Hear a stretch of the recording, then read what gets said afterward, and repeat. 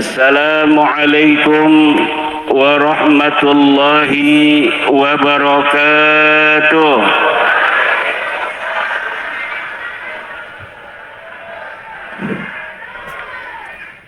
Hamdan lillah, salatan wa salaman ala rasulillah Sayyidina Muhammad ibn Abdillah الذي ولد في مكة المكرمة ودفن بالمدينة المنورة لا نبي بعده.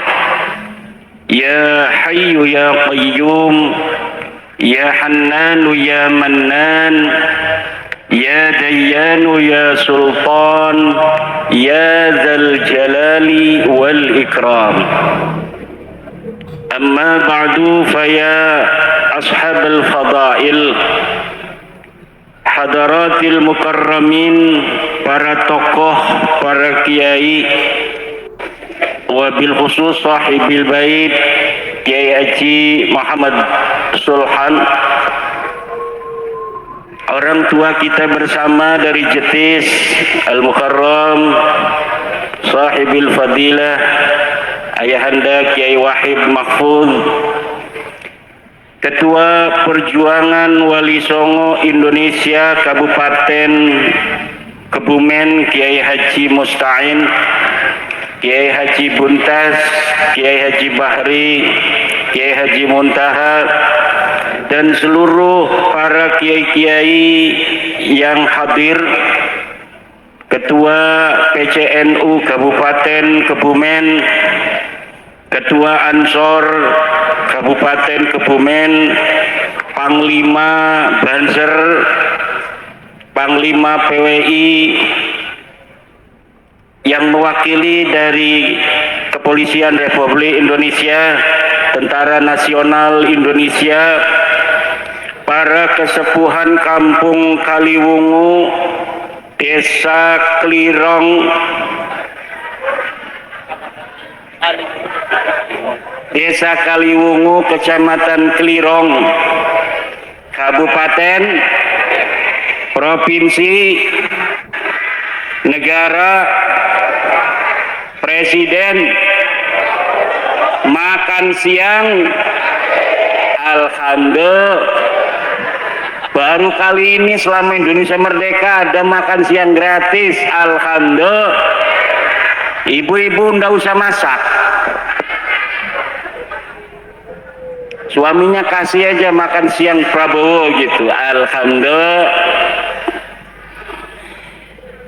Desa Klirong ini, Klirong, Desa Kaliwungu, itu di Kendal ada pondok pesantren Kaliwungu, ada Apik, ada Aris, ada pondoknya Dim dan lain sebagainya. Saya pernah ngaji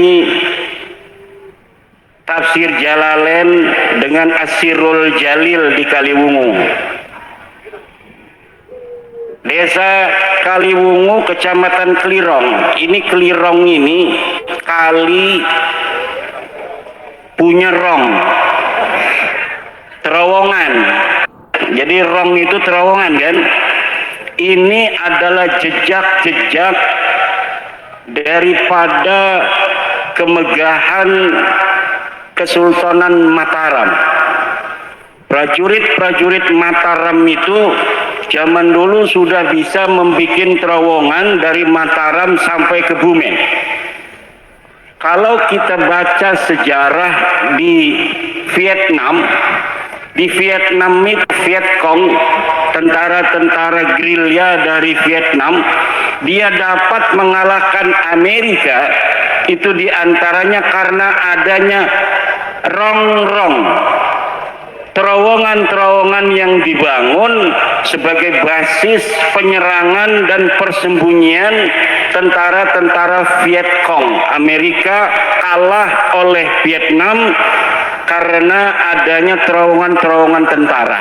ternyata teknologi terowongan itu ratusan tahun yang silam sudah ada di Pulau Jawa, yaitu dari kerajaan Mataram. Memang menurut siapa namanya penjelajah dari Portugis, namanya Tommy Pires itu bikin sebuah buku, namanya buku harian daripada Tommy Pires ketika datang ke Jawa.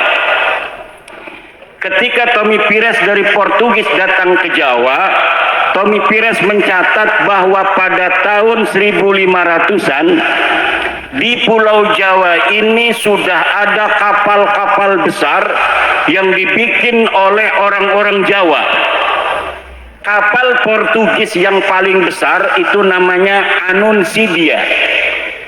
Panjangnya 70 meter. Tapi kapalnya orang Jawa itu bisa mencapai 300 meter. Jadi betapa teknologi yang dimiliki oleh orang Jawa sebelum dijajah oleh Belanda itu lebih hebat daripada Eropa. Kesultanan Mataram itu sebelum dijajah Belanda sudah bisa bikin meriam dan banyak pabrik meriam. Kesultanan Banten, Sultan Tirtayasa 1600 itu sudah bisa bikin bedil. Ada pabrik bedil, ada pabrik mesiu di Kesultanan Banten sebelum dijajah oleh Belanda. Setelah dijajah oleh Belanda, kebesaran kita sebagai orang Jawa kemudian hari demi hari dikikis, kemudian diberikan sejarah-sejarah palsu bahwa orang Jawa orang primitif, orang Jawa leluhurnya tidak hebat, orang Jawa leluhurnya kampungan, sehingga satu generasi demi generasi itu tertanam di hati orang-orang Jawa bahwa orang Jawa bukan orang yang maju di masa lalu. Inilah cara penjajah untuk menghancurkan suatu bangsa dengan memberikan doktrin kepada masyarakat yang dijajah bahwa mereka keturunan orang-orang rendah. Padahal sudah terbukti orang Jawa keturunan orang-orang yang berperadaban tinggi. Peradaban di dunia ini yang tersisa hari ini selain di Mesir, Yunani, juga di Indonesia.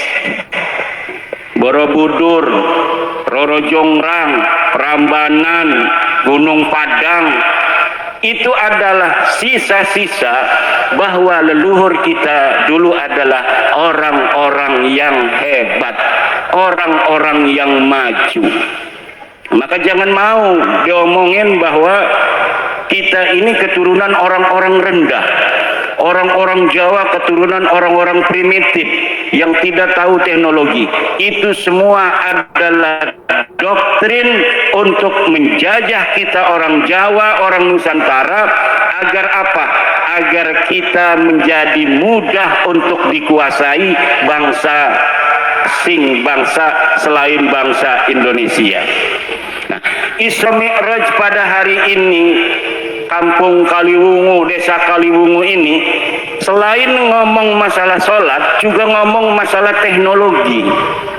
Karena Isra Mi'raj ini menjadi sebuah isyaratan teknologian bahwa dulu Nabi Muhammad ketika Isra Mi'raj itu kalau dipikirkan secara biasa, secara sederhana tidak mungkin orang dari Mekah menuju ke Palestina dalam waktu 1 malam.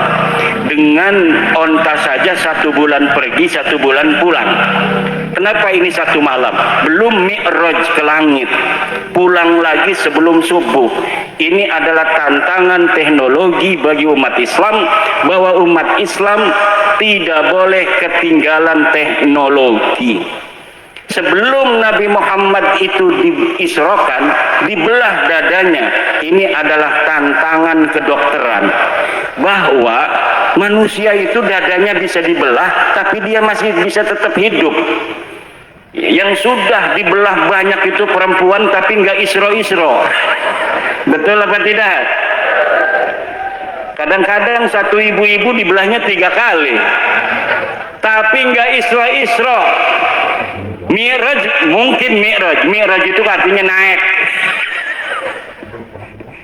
Ya kalau Isra itu berjalan di waktu malam, tukang nyari kodok juga Isra itu lughatan. Kalau naik itu Mi'raj. Mi'raj itu asal makna lughawinya naik. Jadi setiap yang naik-naik itu adalah Mi'raj. Orang naik kelapa itu lagi Mi'raj. Naik motor itu namanya ibu-ibu Mi'raj. Isra Mi'raj. Subhanalladzi asra bi'abdihi laila minal masjidil haram ilal masjidil linuriyahu min ayatina innahu huwas sami'ul basir. Innahu huwas. Subhanalladzi asra, maha suci Allah yang telah memperjalankan hambanya. Hada yadullu anna nabiyya urija bil jasadi war ruh, li'anna Allah 'abbara bi 'abdi 'abdun ruhan wa jasadan. Jadi Nabi itu Isra Mi'rajnya ruh dan jasadnya, bukan hanya jasadnya saja, nggak ada ruhnya, orang mati itu mah. Bukan hanya ruhnya saja tanpa jasad, itu namanya orang ngimpi.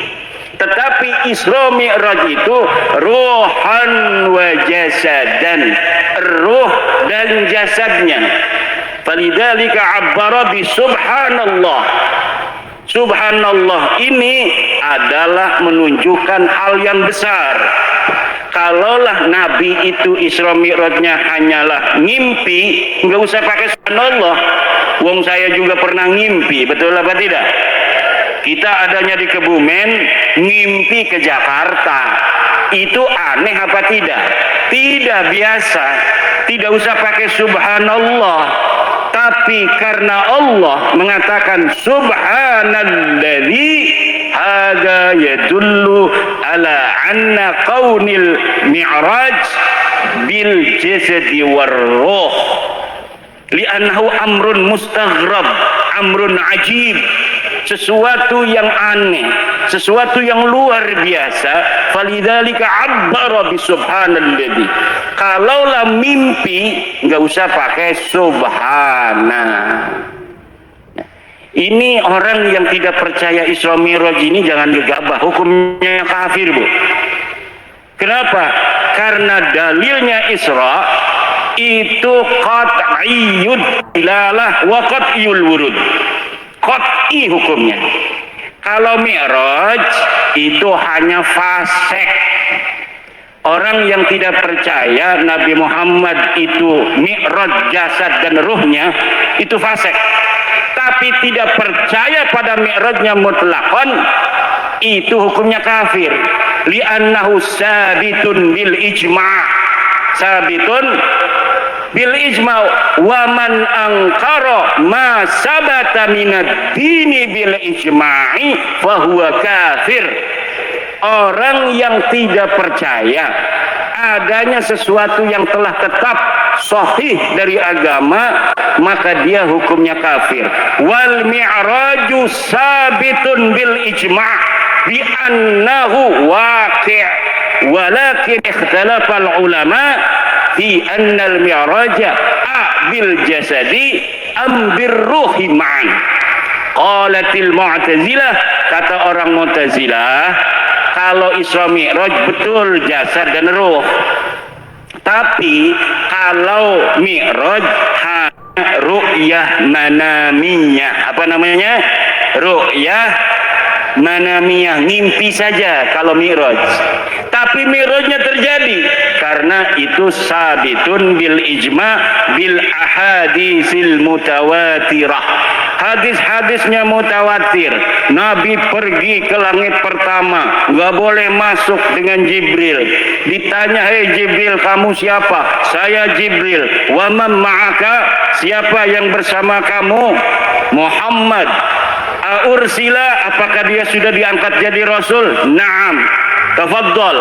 Baru masuk. Setelah di langit kedua dijaga lagi. Mau kemana lo? Siapa lo mau masuk langit kedua? Ana Jibril. Wa man ma'aka? Siapa yang bersama kamu? Muhammad. Abu Isa, apakah dia sudah diutus jadi nabi? Betul, dia sudah diutus. Baru dibuka. Susah bu mau mi'raj itu. Susah mau mi'raj. Makanya kata Imam Kusyairi, al-mi'raju la yaqa'u li ghairil Mustafa. Mi'raj itu tidak terjadi bagi selain Nabi Muhammad sallallahu alaihi wasallam. Ada orang ngaku-ngaku mi'raj semalam 70 kali bu. Orang ini namanya Faqih Muqaddam. Dia berkata, urijabi ila samai sab'ina marrah fi lailatin wahidah. Aku, kata Faqih Muqaddam, mi'raj semalam itu 70 kali.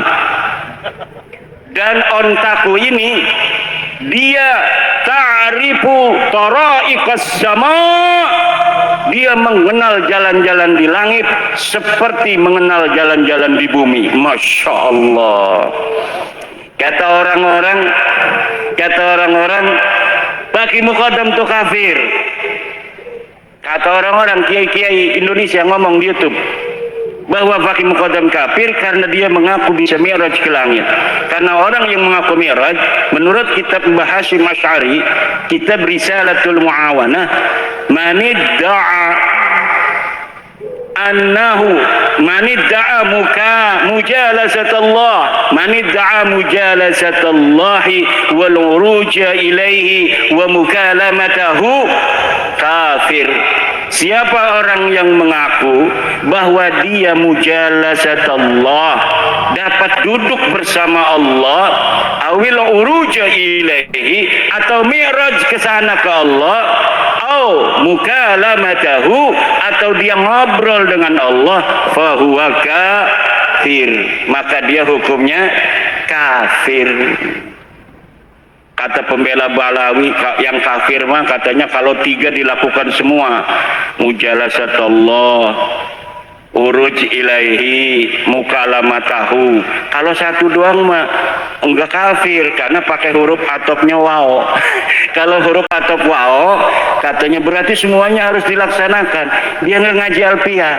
Di alfiyah itu al-wawu li mutlaqil jam'i, mutlaqul jam'i wattifaqul fi'li. Jadi yang namanya huruf atop waw, huwa mutaqaddimun au huwa muqarinun au huwa mutaakhir, itu pakai hurufnya waw. Bisa lebih dahulu, jaa Zaidun wa Amrun, itu mutlaqul jam'i. Pokoknya datang Ki Zaid dan Ki Amr. Bisa Ki Zaid dulu yang datang, bisa Ki Amr dulu yang datang, bisa bareng-bareng datang. Kata pendukung Balawi, Faqih Muqaddam tidak kafir. Sama, dia nama tidak ada musamanya. Namanya dikarang di abad 9, keramatnya dikarang di abad 9, ceritanya dikarang di abad 9, dikatakan hidupnya tahun 653 Hijriah, digelati, dilihat di tahun 653 dalam kitab-kitab yang ada di tahun itu, banyak yang dikarang oleh para ulama, tidak ada di Tarim tahun 653 Hijriah dan sebelumnya, karena wafatnya 653. Itu ada seorang yang bernama Faqih Al-Muqaddam pernah hidup di Tarim. Jadi pengakuannya itu pengakuan yang dalam ilmu hadis disebut maudhu'un. Apa? Maudhu'un, palsu. sejarahnya palsu, ngaku turunan nabinya juga palsu. Ini apa maksudnya? Suruh minum. Masya Allah, baik sekali ini. Namanya Kang Mas Saifuddin. Sedulur dengan saya, Imaduddin Saifuddin. Tiangnya agama, pedangnya agama. Istrinya berapa dia? Masya Allah, kasihan amat. Hampir 2 nggak jadi. Ya, namanya masyarakat kan ikut Pak Camatnya. Kalau Pak Camatnya minas suja, maka masyarakatnya minas suja. Kalau camatnya minal khaifin, warra'iyatu aula.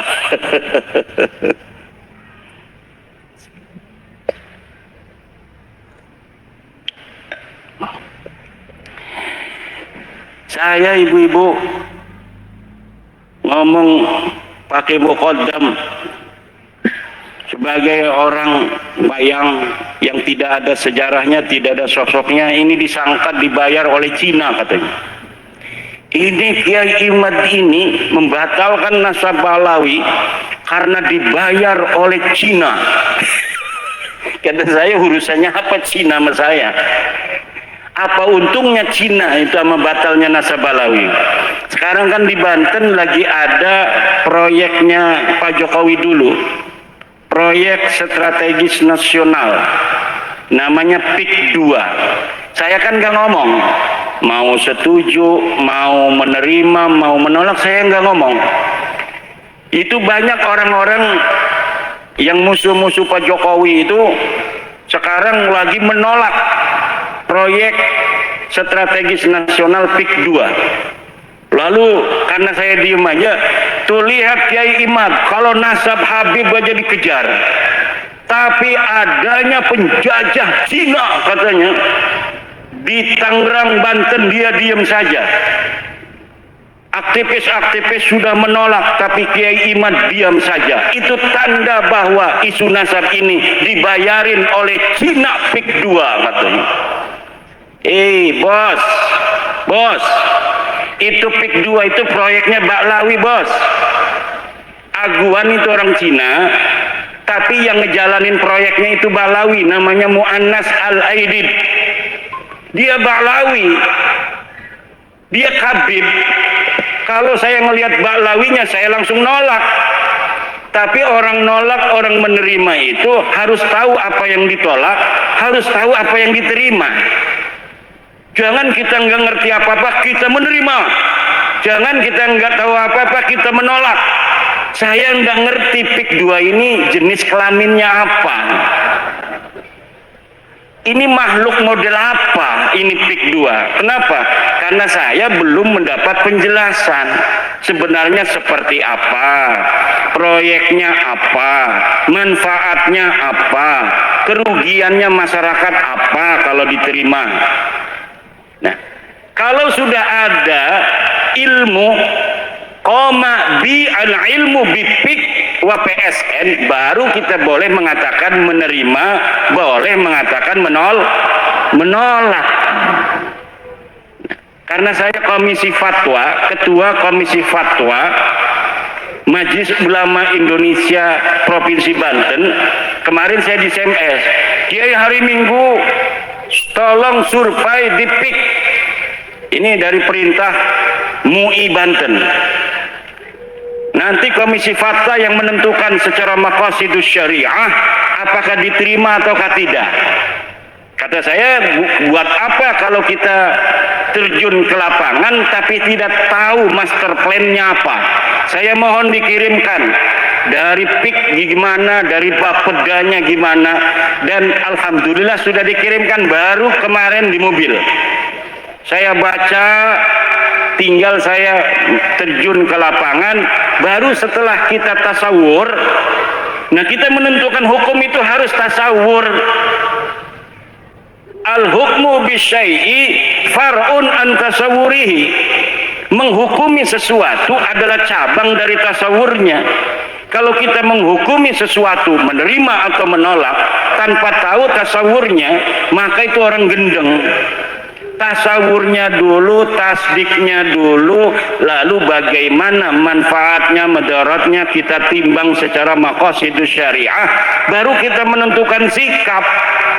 Tapi banyak orang yang kesusu, belum apa-apa menerima, belum apa-apa menolak. Lah harus ditimbang. Setiap proyek yang dijalankan oleh negara pasti tujuannya kesejahteraan rakyat, Bu. Kalaupun ada di bawah itu hal-hal yang tidak sesuai dengan aturan, itu teknis lapangan, harus diselesaikan secara lapangan. Nah, kalau misalnya harus menunggu secara konvensional, itu Banten Utara yang sekarang mau dibangun itu kalau ngandalin Pemda kabupaten itu mungkin 100 tahun lagi baru bisa dibangun. Makanya ibu-ibu, kalau ada pembangunan dari pemerintah, terima dulu, nanti dilihat madarat manfaatnya, jangan nolak aja, nanti nggak maju-maju. Pak Camat mau bikin jalan, nih apa nih tujuan Pak Camat, kita tolak karena mungkin Pak Camat ini mau nyari untung. Jangan begitu, maslahatnya buat rakyat, maslahatnya buat masyarakat. Jadi sekali lagi, bahas nasab ini bukan karena sesuatu hal di lain kita. Ini adalah intern Nahdlatul Ulama. Karena yang masih percaya Habib putune Nabi ku ya cuma NU. Wong liyan mau wis ora percaya Habib iku putune Nabi sing jaman bengen. Muhammadiyah iku ora percaya Habib putune Nabi sing bengen. Makane Muhammadiyah sugih. 300 triliun duit-duite kan. Muhammadiyah duit-duite 300 triliun, Bapak. Al-Irsyad orangnya sekarang intelek. Kenapa Al-Irsyad itu intelek, kaya? Karena mereka sing bengen wis ora percaya Habib putune Nabi. Lah wong NU masih makainen bae.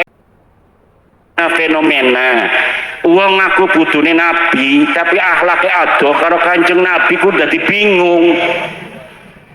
Lah lamun kita ngedeleng Gus-Gus ki ya, anaknya kiai akhlaknya kayak kiai, tawadhu, ngajine kewekel, sampai diajarine kedudune ngapae, dilempar ning pondok sejen. Supaya apa dilempar ning pondok sejen? Supaya ngerasani premen dadi santri, mangan asal lana, turu asal turu, ngising asal ngising. Iku santri. Lah anak kiai didokoni pondok sejen niku supaya ngerasani ari ilmu mah kiai negake ilmune, tetapi dudu hanya ilmu. Adoh saring wong tua niku membentuk karakter, adoh karo wong tua membentuk kemandirian. Weruh artine anane wong tua iku berharga lamun anak kita wis mondok, Bu. Kalau anak kita dipondokin, dia akan merasa bahwa orang tua itu penting. Ikang Saifuddin bolak-balik melulu, Rabi masih ci, remen Mbak. Hampir 2 aja Rabi ini kini ngarep ki. Iya Rabi ini ya. Ndi Rabi ini Kang Saifuddin. Hati-hati, dua laki ganteng mekenen ki. Aja dilepas mekonon bae. Kalau mau narap nih Banten maning kudu dibaturi. Bukan kecantolong Banten. Kayak kita ki didampingi bae nang Rabi. Karena weruh wong Kebumen ayu. Bukan kecantolong Kebumen ngaku nih kundi Rabi kita nek kandika. Alhamdulillah, berarti disayangi nang Rabi. Dudu Rabi watir, dudu disayang. Ligane mewatir, dudu sayang. Ibu bapak hadirin ma'asyiral muslimin rahimakumullah.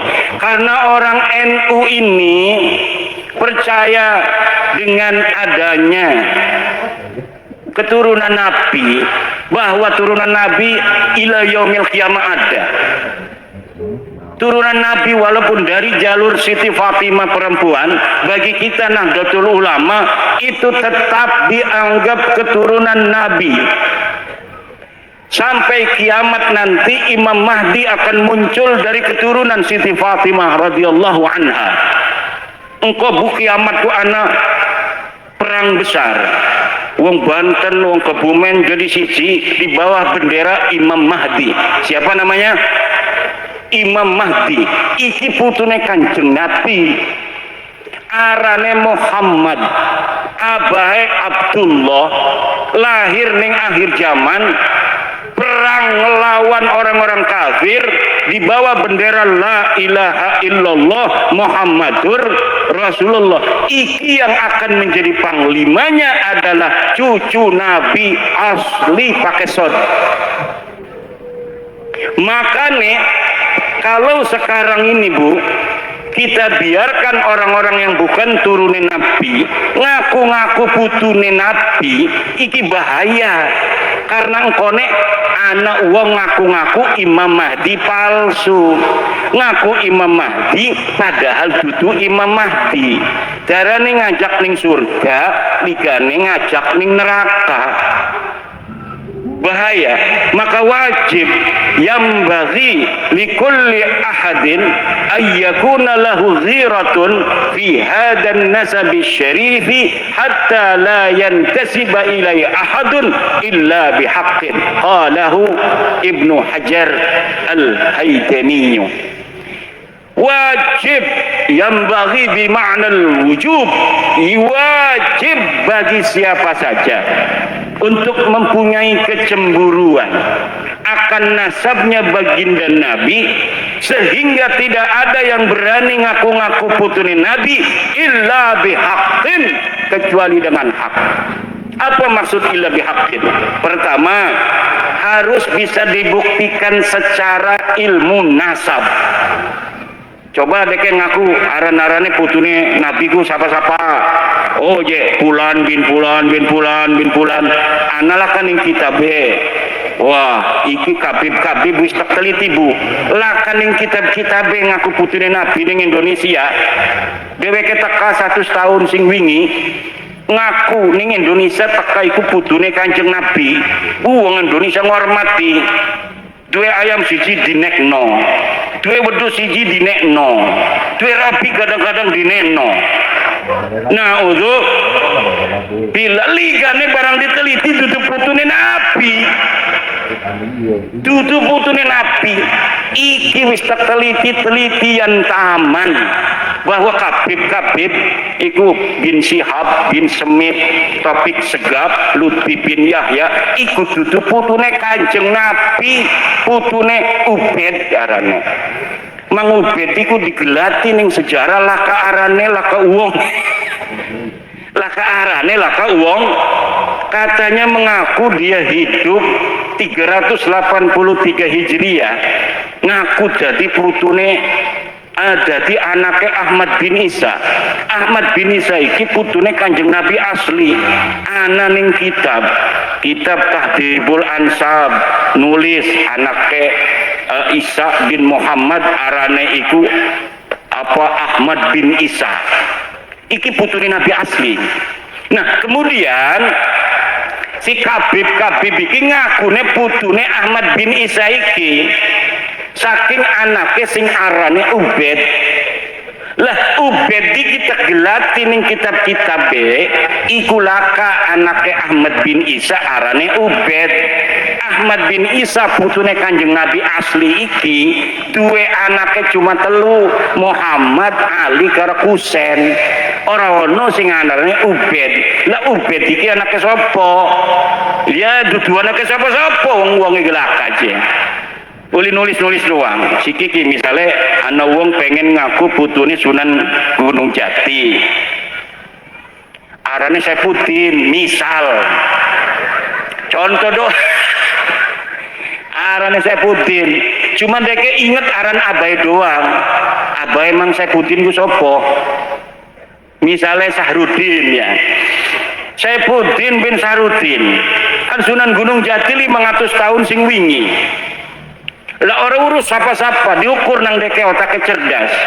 Lamun zaman siki sampai Sunan Gunung Jati tahun 1570 berarti kudu ana aran wong 20. Lah deke ora kawang siji-sijine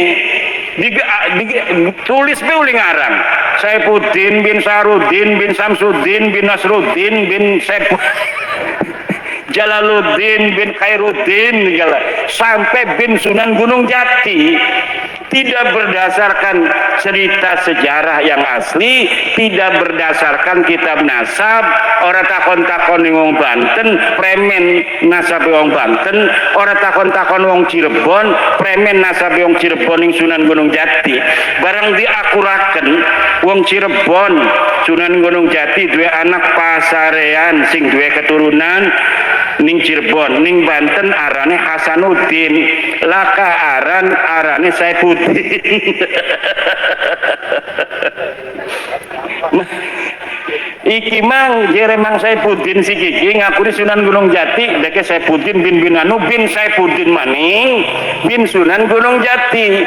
Pas diteliti kepada manuskrip asli yang ada pada tahun 1500 Masehi, Sunan Gunung Jati dua anaknya lanang roro ning Cirebon siji sing duwe keturunan arane pasarean nurunaken keluarga buntet Gus Abbas ketua umum PWI-LS, ning Banten nurunaken Maulana Hasanuddin duwe keturunan para raja-raja Banten. Laka anak Sunan Gunung Jati arane Saifuddin. Lah iki kira-kira diterima ta boten ku? Mang Saifuddin ngaku putune Kanjeng Nabi, putune Sunan Gunung Jati setelah 550 tahun dari hidupnya Sunan Gunung Jati.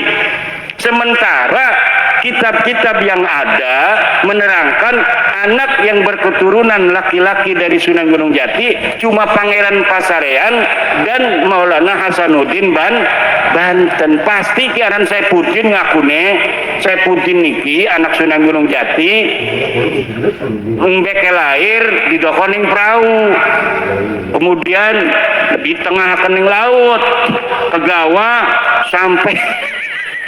sampai kali manjing ning Kebumen, terus barang wis manjing ning Kebumen dicukut nang wong Kaliwungu, kok makame digawe nang Kang Saifuddin makame ning Kaliwungu, makam Pangeran Saifuddin bin Sunan Gunung Jati Syarif Hidayatullah.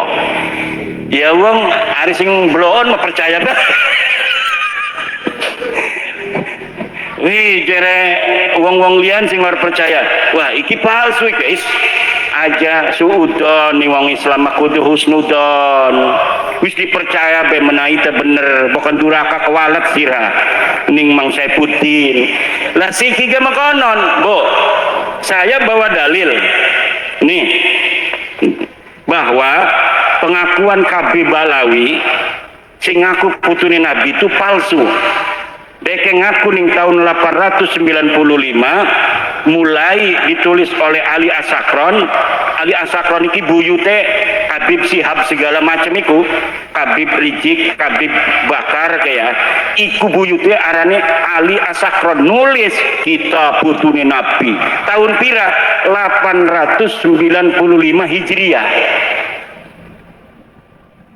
Tahun 895 Hijriah merenekakan kuis pirang tahun 500 tahun Bu ngakune.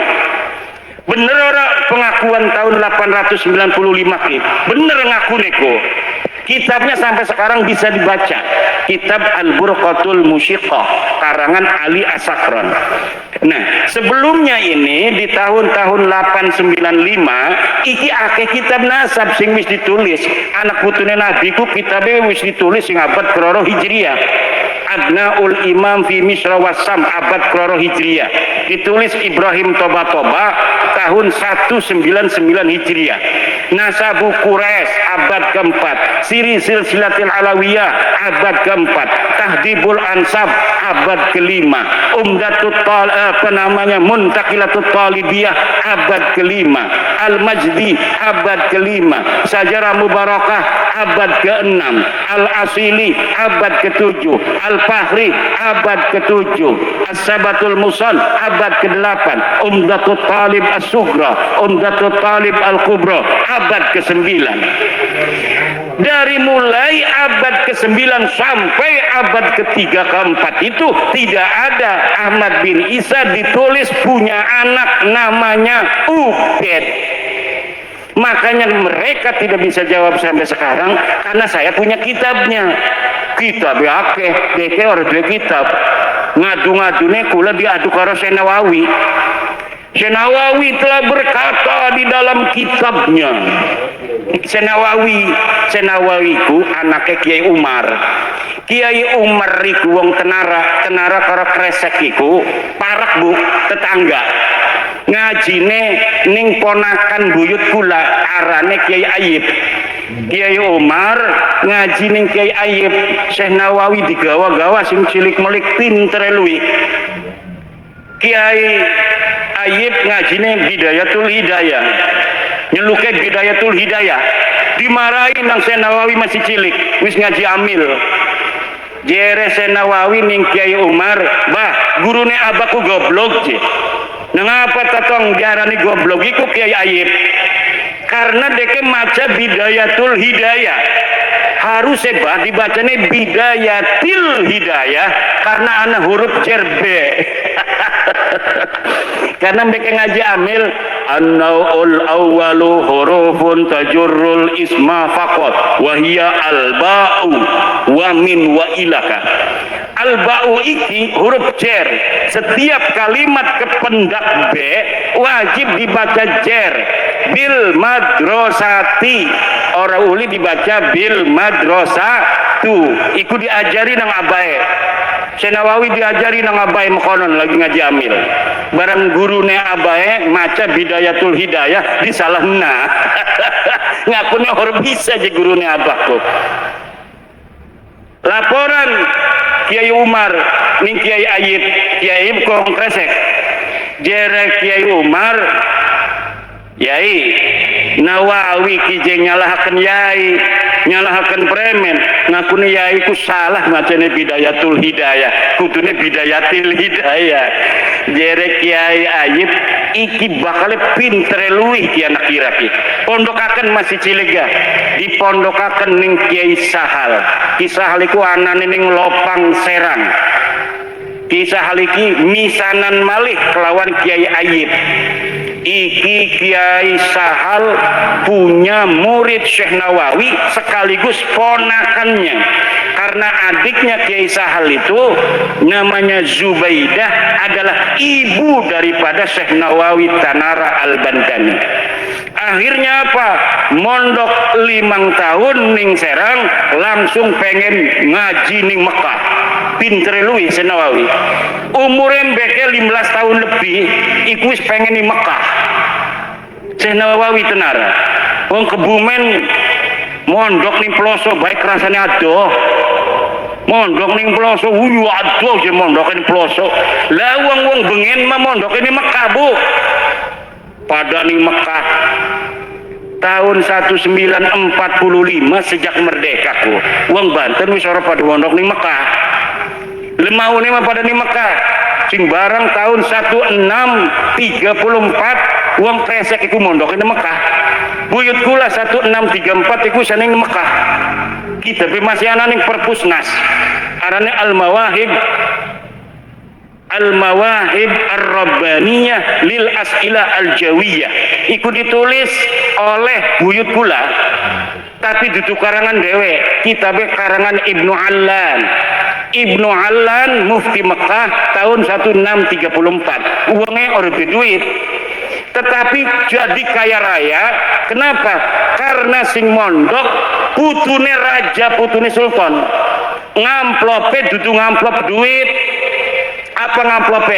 Ngamplope berlian. Kenapa? Karena Banten zaman bengen niku kaya raya Bu, orang kayak Siki provinsi Banten jadi termiskin se-Indonesia. Bengen itu terkaya se-Indonesia. Coba lihat di Inggris. Puisi-puisi Inggris tahun 1500-1600 itu selalu berbicara tentang negeri emas di Nusantara, apa namanya? Banten. Tetapi sekarang coba termiskin di Indonesia, di antaranya anak Banten nih kono itu. Allah. Ibnu Alan mondok, sing mondok itu Sultan Abul Ma'ali Ahmad karo buyut kula Arya Wangsakara. Mondok di Mekah 4 tahun. Entas mondok di Mekah balik. Iya balik entas mondok di Mekah ngegawa kitab, ngegawa bendera Nabi Ibrahim. Kemudian apa arane ku maning kitab tasawuf Insan Kamil dan lain sebagainya. Zaman bengen wong Banten tahun 1634 wis ngaji kitab Insan Kamil karya Al-Jaili. Ikut tasawuf falsafi. Makanya akeh sing rada halu-halu pengen jadi wali-wali melulu. Karena ngajine wis kitab tasawuf Jawa bengen niku. Pengen jadi wali, pengen tapa. Raja-raja Banten lamun masih ngisi tiap dina iku orang dianggap nang abai. Ke qadaul hajatnya itu 15 hari sekali. Kenapa? Karena jarang makan. Barang anak putune pada lemu kabeh. Buyut-buyutnya pengen jadi raja iku diperhatikaken karena anak telik sandi sing tukang merhatikaken iki anak-anak raja. Siapa sing tukang ning kamar mandi? Lamun sing tukang ning kamar mandi berarti tukang mangan, tukang nginum. Nah, iku Sultan Maulana Hasanuddin 15 hari sekali masuk kamar mandi nih. Masya Allah. Maulana Yusuf masih mengkonon, Maulana Muhammad Nasruddin masih mengkonon, masih nom mati tapi dek perang mati nih Palembang. Dua anak Sultan Maulana Abul Mapahir masih mengkonon. Dua anak Sultan Abul Ma'ali Ahmad masih mengkonon. Dua anak Sultan Tirtayasa masih mengkonon. Guru Sultan Tirtayasa wonge guru masih ana lukisanane ning Inggris. Setelah dikuasai Belanda, entah Sultan Tirtayasa embeke pada biasa kena penyakit. Pada pengen ake mangan, embeke pada lemu-lemu potone. Dideleng nang kula foto duta besar Banten gena Inggris wis lemu wonge. Wah, iki wis ake mangan. Itu sedurunge kuru-kuru tukang tapak. Alhamdulillah. Banten karo Mataram iku sedulur. Saking duhure pada tapi saingan barengan. Iku Sultan Agung duwe pabrik meriam. Sultan Agung duwe pabrik meriam ngelawan Belanda. Wah, lamun Banten kalah maning kita di anak buah kita tegeri gitu. Jadi Banten pengen dikuasai Belanda kalah, tinggal Banten di sedurung kalah. Jadi siapkan meriam.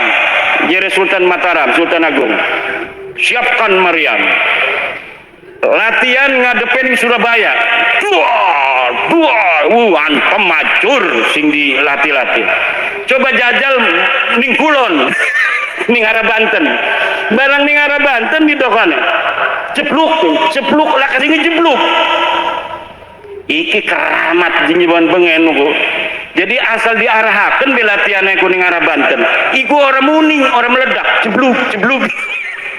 Iki masih ana ning buku historia sejarawan. Coba deleng ning apa arane internet Mataram serang Banten, meriam yang nggak ngejebluk-jebluk. Itu masih ada sampai sekarang. Yang nyatet siapa? Apa orang Banten? Enggak, orang Banten nggak tahu apa yang terjadi di Mataram. Zaman bengen lah ke medsos. Jadi wong Mataram dewek sing nulis. Asal arep nyerang Banten, iku meriam latihan iku lah sing ngejebluk. Bahkan coba penasaran jadi Sultan Jogja tuh.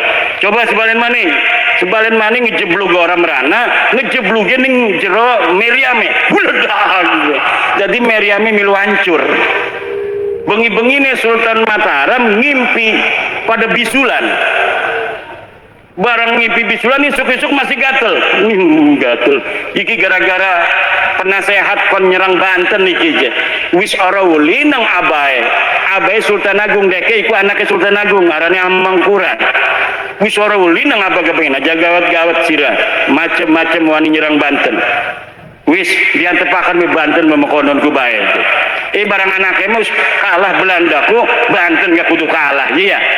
Akhirnya pada ngimpi ora bagus sampai ngimpi bisulan barang dikrowek tangi-tangi masih gatel ya.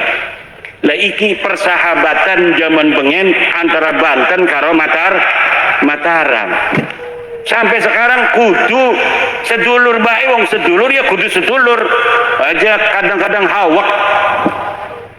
Wih, lamun kabeh mah teger dikuasai ya. Aja macam-macam iku. Ibu bapak hadirin ma'asyiral muslimin rahimakumullah. Dalam jam rolas kulane ayun wenten acara male adoh ning daerah Jawa Barat ning gunung dados perjalanannya itu 8 jam yai. Jadi nanti nggak mampir lagi yai ke Jetis habis ceramah ini karena tadi udah makan dulu akan langsung menuju ke Jawa Barat ning gunung supaya kita sebagai warga NU iki pada paham kabeh bahwa Habib iki ditutupi Nabi. Lamun wis paham, kita ora bisa ditipu. Kadang duit 200.000 teka Habib. Yai minta uang buat haul.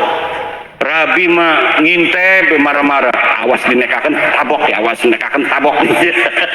Ligane kiai mah karena hatine alus, dinekakan bae wis Rabi marah-marah setan doang Rabi ki. Ora demen ning putune Rasul dia. Si Kima menanya ora bisa maning dikononakenku.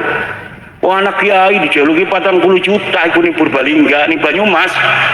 Dijaluki 40 juta dinekno.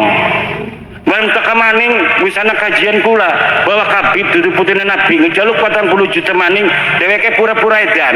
Kiai nek kok. Kiai Imad pahlawanku, Kiai Imad pahlawanku. Dadine liki sapa Habib kabur stres di wong iki ya. Ya iku daripada 40 juta hilang lebih baik kedeleng stres. Makanya ibu-ibu dan bapak-bapak insya Allah kajian ilmiah iki senajan sebenarnya iki kajian ilmiah orang perlu anak pengawalan daripada laskar-laskar karena kajian ilmiah itu kalau sudah jadi kajian ilmiah sebenarnya ya sudah tetapi ini ada aksiologis kaitan kemanfaatan dengan masyarakat di mana sebuah kajian memiliki relasi kepentingan masyarakat, di mana sebuah pengakuan cucu Nabi ini berkaitan dengan hal-hal spiritual. Orang kalau sudah ada orang ngaku cucunya Nabi, maka orang yang merasa umatnya Nabi Muhammad akan terdorong untuk mengabdi, terdorong untuk menghormati, mentakzimi. Nah, dari pengakuan ini oleh sebagian orang dimanfaatkan untuk memeras, untuk membohongi, untuk mengeksplorasi, untuk menguasai dan lain sebagainya. Sejarah dipalsukaken meneng bae lah kasing wani. Wis beruning desane iku laka Mbah bin Yahya. Tiba-tiba ana sing ngomong iki ning kene ana makame bin Yahya. Lah kasing wani kiai Megawut ning putune Kanjeng Nabi. Kawin karo sapa mrene iku digawa sapa. Lamun laka sejarah mengkonon wis iku berarti makam palsu. Apa tujuanane? Tujuannya deke supaya diaku nang wong kono. Engkone wong konone ngerasa oh iki Ki Bengen sing mendirikan kampung kita.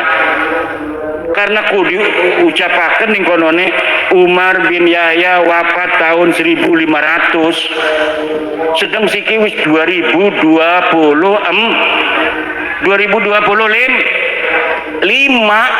ratusan tahun wis.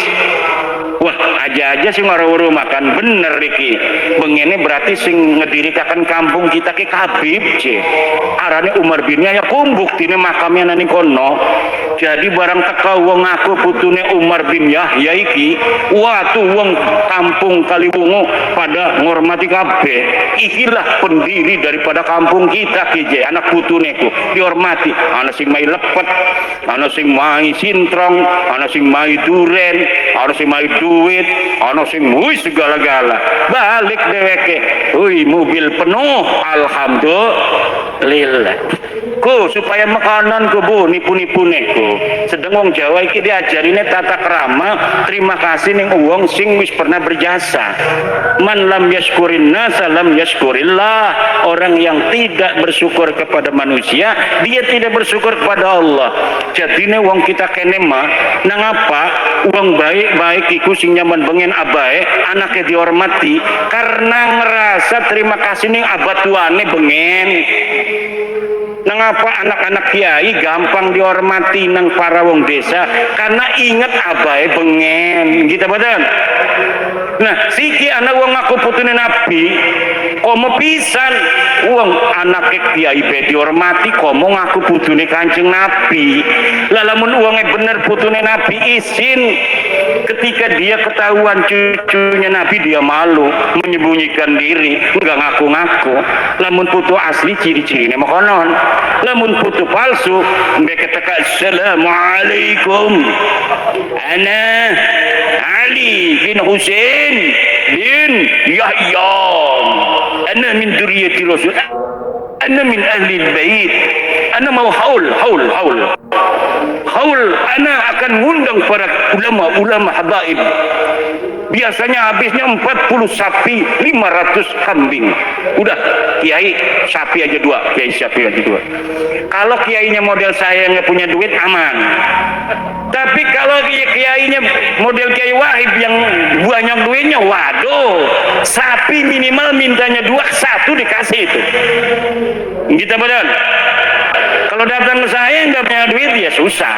Tapi kalau kiainya yang punya duit, mahabbah kepada nabinya tinggi, gampang dibohongi, gampang ditipu. Bapak Camat pengen naik jadi bupati. Insya Allah tidak pakai partai lagi, nanti akan jadi bupati. Kata Pak Camat, goblok loh. Orang jadi bupati harus punya partai. Katanya nggak usah, nanti akan jadi bupati sendiri, paling jadi PC itu. Tapi ada maharnya Pak Camat. Maharnya itu cukuplah kalia, karena bupati paling kalia. Tapi kalau presiden mau nyalon presiden datang kepada cucu Nabi, Allah Akbar, Allah, Masya Allah, Alhamdulillah, khair. Alphard. Mintanya Alphard itu kalau calon presiden gitu. Tapi kalau calon lurah ya biasalah motor Honda gitu. HP kalau pengen jadi RT itu. Ya jadi yang model-model begini yang tidak baiknya, insya Allah dengan adanya kajian ini orang-orang baiknya juga ada dari mereka. Tapi banyak yang gak baik begini, yang keliling-keliling ini nanti tidak akan ada jalan lagi untuk menipu masyarakat, wabil khusus Nahdlatul Ulama. Karena kalau orang Muhammadiyah wis ora percaya sing bengen makane suki-suki. Wong Ali Irsyad ora percaya, wong HTI ku ora percaya, wong PKS ku ora percaya senajan sikine baturan kayak kuma kepentingan politik. Atine mah dek ora percaya. Tapi wong NU senajan sejen pilihan presidene, senajan sejen partai lamun ana wong aku turunin Nabi, iku pasti dihormati. Kenapa? Karena cinta kepada baginda Nabi. Oleh karena itu kita harus semuanya mempunyai kepedulian. Ustadznya di kampung, kiainya, pemudanya, ansornya, MWC-nya, untuk memberi kesadaran pada masyarakat. Jangan mudah percaya pada orang-orang yang mengaku cucunya Nabi. Takoni lamun deke ngaku putune Nabi, haplo grupnya apa?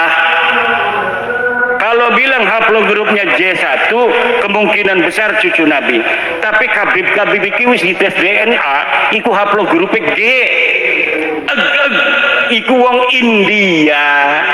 Wong India pindahan sing Kaukasus, pindah sing Kaukasus ning India, pindah ning Oman ning Mirbat, pindah ning Yaman. Iku dudu wong Yaman acan, dudu wong Arab acan, wong endi? Wong India.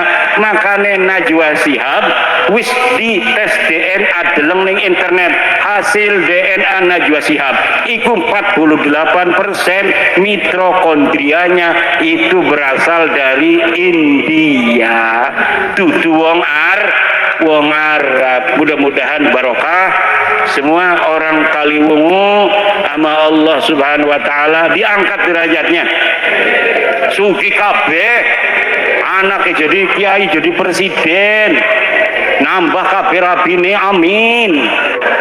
Terutama Kang Saifuddin rabine marah aja digawe duren kiai mokonon kucing. Ibu bapak hadirin masyaallah muslimin rahimakumullah, nuhun para kiai, mohon maaf bercanda-bercandanya karena kita ngerasani dudu wong liyan karo wong Kebumen ngomongnya mirip karo wong Jawa ning Banten. Moga tali persaudaraan ini tidak akan selesai sampai terus ila yaumil qiyamah. Bangsa Indonesia semuanya barokah dengan negara Pancasila dan Nahdlatul Ulama. Wallahu huwal muwaffiqu ila aqwami thoriqin. Wassalamualaikum warahmatullahi wabarakatuh.